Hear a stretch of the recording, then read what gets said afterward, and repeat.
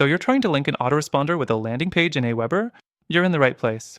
Whether you're setting up email automation for the first time or just making sure your funnel is running smoothly, I'll walk you through it quickly without any fluff. And at the end, I'll also share a better alternative if you want a smoother, more efficient setup. First, AWeber is a well-known email marketing tool, but setting up an autoresponder with a landing page isn't as intuitive as it should be. Here's how to do it properly. Step 1. Create your landing page in AWeber. Head to the landing page builder, choose a template, and customize it. Make sure your form asks for the info you need, like name and email. Step 2. Connect it to your autoresponder. When editing the form, check the form submission settings. By default, AWeber will add new leads to your selected list, but you need to enable the autoresponder sequence for it to actually send emails automatically. Step 3. Set up your email sequence.